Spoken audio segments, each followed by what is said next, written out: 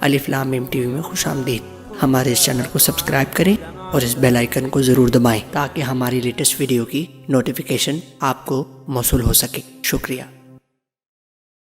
خبردار خبردار کسی کی بچی کی عزت سے کھیلنے کی کوشش نہ کرنا، ورنہ اللہ تبارک و تعالیٰ بڑی سخت سزا دے دی۔ بچو۔ وہ کہتی ہے جب حضور نے کہا نا بیٹیاں برابر ہوتی ہیں تو میرے اندر سے ایک آواز نکلی، میں نے کہا او حاتم تائی کی بیٹی تو غلط تھی، یہ بادشاہ نہیں ہے تو اللہ کے سچے رسول ہیں۔ بادشاہ تو سخت سزائیں دیتے ہیں۔ کہتے ہیں حضور میرے قریب آئے اور آ کے کہنے لگے تو سردار کی بیٹی ہے، تیرے باپ میں اچھی خصلتیں پائی جاتی تھی، بتا تیرے ساتھ کیا معاملہ کروں، کیا معاملہ؟ یہ حضور کی پسند ہے، کیا معاملہ کروں؟ تو کہنے لگی میں چاہتی ہوں مجھے آزاد کر دے۔ کہتی مجھے امید نہیں تھی۔ حضور کہیں گے ٹھہر جا، بیٹھ جا، بات کرتے ہیں، مشاورت ہوتی ہے، پھر اس کے بعد کوئی فیصلہ ہوتا ہے۔ کہا آزاد کر دو۔ کہتی حضور نے میرے کہنے پر فوراً ہی اگلا جملہ ہی نہیں کہا، فرمایا جا تو آزاد ہے۔ کہتی ہے میں نے ایک جملہ اور کہا، میں نے کہا میں اکیلی نہیں جاؤں گی، سارا قافلہ آزاد کرو۔ اب تنگی یہ داماں پہ نہ جا اور بھی کچھ مانگ، ہے آج وہ ماہل بعطا اور بھی کچھ مانگ۔ کہنے لگی اکیلی نہیں جاؤں گی، سارا قافلہ سارا قبیلہ آزاد ہو۔ حضور نے فرمایا تو پتہ نہیں کیا سوچ رہی ہے، تو جہاں آئی ہے وہاں سے خالی جاتا ہی کوئی نہیں، سارا قافلہ۔ حضور نے فرمایا بھی اس کے قبیلے کو کھانا وانا کھلاؤ اور سارے ہی آزاد کر دو۔ واپس گھر گئی تو اپنے باپ کو، اپنے بھائی کو بلایا، بلا کے کہنے لگی بھائی وہ بادشاہ نہیں وہ نبی ہے، بادشاہ نہیں وہ۔ اب تو جن کو فقیر ہونا چاہیے تھا وہ بھی بادشاہ بن گئے۔ بادشاہ سلامت، بادشاہ سلامت۔ میں رات بورے والے میں تھا، بھائی مہربانی پیسے نہ لے کے آئیے گا باہر، اپنی اپنی جگہ پہ بیٹھے، یہ کام بالکل نہ کریں، اللہ آپ کو خوش رکھے، برکت دے۔ میں اس کو حرام نہیں کہتا، پر یہ سٹائل نظرانے کا درست نہیں، اس سے بچا کریں، ورنہ پھر وہی بندہ چنگا لگنا جنہیں پیسے لے کے آنا ہے، دوجیاں دا دل کرنا ہے ٹوری جانتے چنگے نے۔ اس لیے اس چکر سے باہر نکلیں تاکہ قوم سمجھدار ہو جائے، بالکل یہ کام نہیں کریں۔ سنیں اور یاد رکھیں، میں تھا وہاں دور تو دو تین بچے نا یوں ہاتھ باندھ کے کھڑے ہو گئے۔ اب حضور نے فرمایا کہ اس طرح کا معاملہ نہ کرو جیسے مجوسی اپنے بادشاہوں کے ساتھ کرتے تھے۔ میں کہ پتر بیٹھ جو، کہندے نہیں ساڈی ڈیوٹی ہے۔ میں کہ کیس لائی ہے؟ میں بادشاہ سلامت تھا تو بیٹھ جو، کرسی تیرا آمدار۔ کیا چکر چل گیا ہے؟ ہاتھ باندھ کے کھڑے ہونا، کونوں میں کھڑے، کیا اس کا مطلب؟ ادب آداب ہیں، کرنے چاہیے، لیکن یہ کیا لوگوں کو سزا ملی ہوئی ہے کہ وہ بیچارہ جو غریب آدمی ادب آداب صرف اس کی ذمہ داری ہے؟ ماڑا آیا تو پیر صاحب نے ادب پہ لگا دیا اور تگڑا آیا تو خود ادب کرنا شروع کر دیا۔ یہ کس قسم کا تماشا ہے؟ یہ کوئی طریقہ نہیں۔ ادب آداب ہونے چاہیے لیکن غریبوں کو سزا، انہیں سزا نہ دو اگر بیچارے آ گئے ہیں تمہارے آستانہ عالیہ پہ۔ بہرحال آمدام برسر مطلب کہنے لگی میں دیکھ کے آئی ہوں جو بادشاہ نہیں نبی ہے۔ تو عدی کہنے لگا میں عورتوں کی باتوں پہ یقین نہیں کرتا، میں خود جا کے دیکھوں گا۔ میں نے کہا غریبی میرے نبی کی پسند ہے، حضور نے اللہ سے غریبی مانگ کے لی ہے۔ کہا یا اللہ مجھے زیادہ پیسے نہ دینا، ایک وقت کی روٹی دینا۔ اور حضور فرماتے رب نے اختیار دیا ہے، اگر میں چاہوں تو خود پہاڑ سونے کا بن جائے اور میرے ساتھ چلا کرے، پر میں نے اللہ سے زیادہ دولت مانگی۔ او بھائی دولت بڑی پیاری ہوتی تو سب سے زیادہ میرے نبی کی تجوریوں میں ہوتی۔ حضور نے دولت بانٹی ضرور ہے لیکن حضور نے اس سے پیار، یاد رکھے ہم تو پاگل ہو گئے پیسوں کے پیچھے بھاگ بھاگ۔ جو سڑک پہ ادھر جا رہا ہے وہ پیسے دینے جا رہا ہے، جو ادھر جا رہا ہے وہ لینے جا رہا ہے۔ پیسے کا ہی چکر ہے سارا، پیسے کا ہی چکر ہے، پیسے۔ ایک صاحب نے فون کیا، کہنے لگے کو ٹائم دے دیں، تو میں نے کہا بس یار وقت تھوڑے دے دیں۔ کہتے تو خوش کر دیں گے۔ میں کہ مثلا تو کی کرے گا؟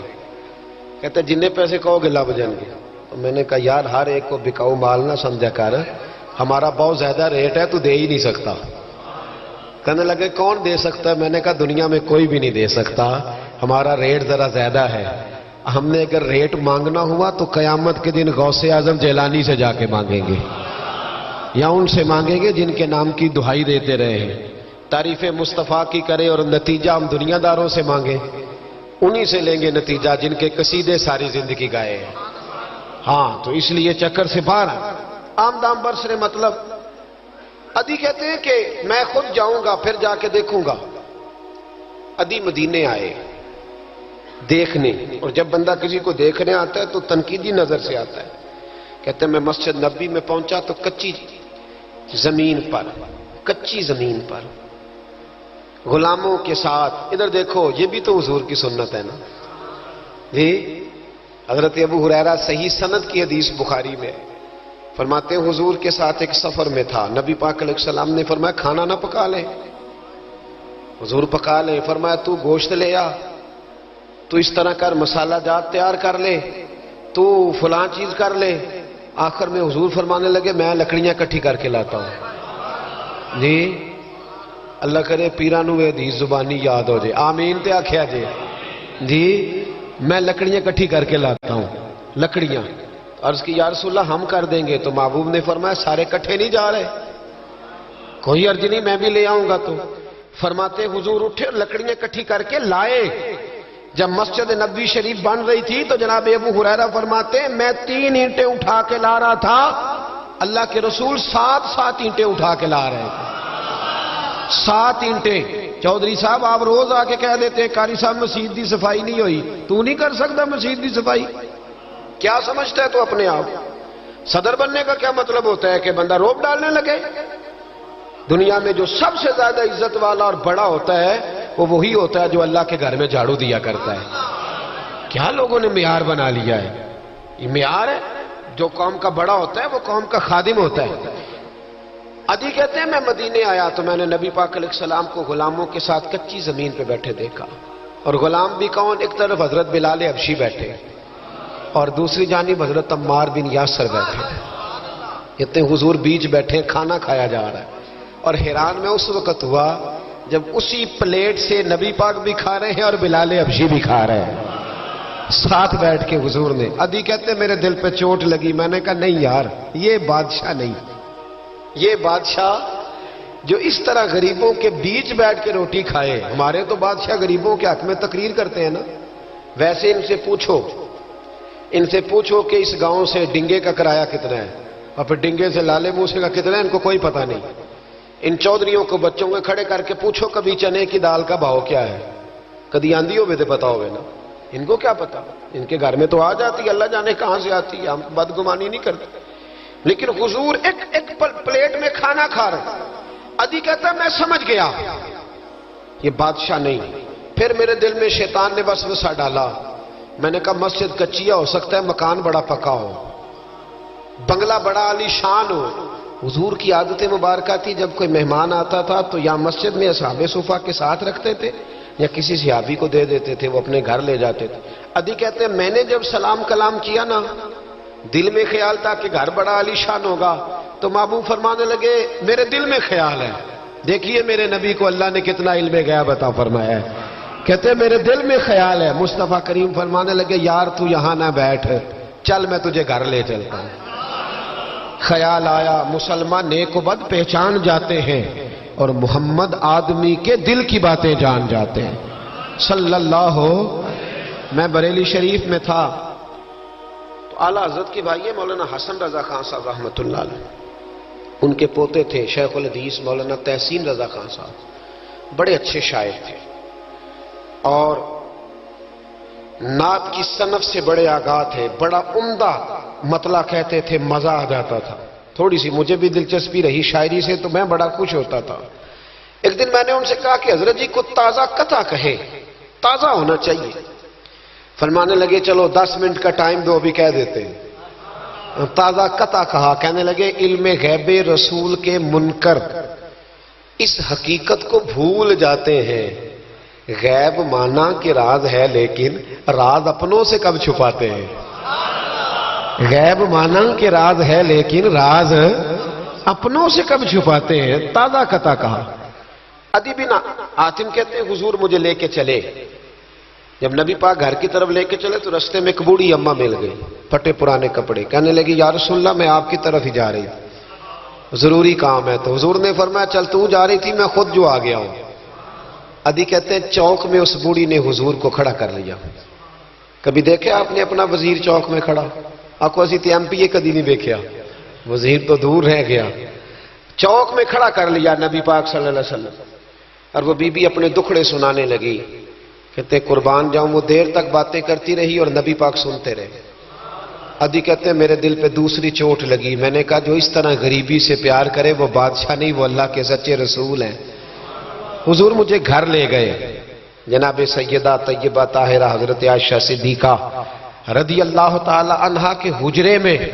और हुजूर जब अंदर ले गए तो एक चटाई पड़ी है खजूर की छाल की, वो भी फटी है 2 जगह से, एक मटका, 2 प्याले, एक तकिया जिसमें खजूर की छाल भरी हुई है। कहते हुजूर मुझे ले गए, मैंने महबूब का वो मकान, जन्नत निशान, मैंने वो मकान देखा जहां हजरत जिब्रील हाजिरी देने आया करते। मैंने वो मकान देखा जिसके दरवाजे पे 70-70 हजार फरिश्ते ड्यूटी करते। मैंने वो मकान देखा। कहते मैं हैरान हो गया। हुजूर मुझे बिठा के गए दूसरे कमरे में और वहां से हुजूर सिरका लाए, खजूरें लाए, थोड़ा सा खाना लाए। कहते मेरे सामने रखा। अब मैंने उस खाने की सादगी को भी देखा। लगे जो मजदूर शाह ऐसा, न धन न दौलत सरबरा ऐसा, फलक नशी का जमी पे घर है, मेरा पैगंबर अजीम तर है। कहते हुजूर सल्लल्लाहु अलैहि वसल्लम ने खाना दिया तो हुजूर की वो सादगी। इधर देखें, इस बंदे में सादगी नहीं ना होती, उसमें अपनायत नहीं होती। आपको समझ आए तब भी ठीक है, ना आए तब भी ठीक है, पर मैं आपको बड़ी बात समझा रहा हूं। जिसमें सादगी नहीं होती उसमें अपनायत अल्लाह अल्लाह अल्लाह ला इलाहा इल्लल्लाह, अल्लाह अल्लाह अल्लाह ला इलाहा इल्लल्लाह।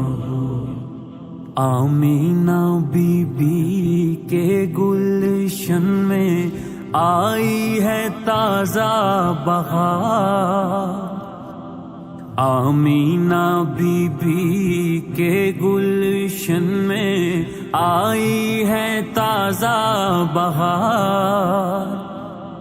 पढ़ते हैं सल्लल्लाहु वसल्लम, पढ़ते हैं सल्लल्लाहु वसल्लम, आज दरो दीवार मदनी। अल्लाह अल्लाह अल्लाह ला इलाहा इल्लल्लाह।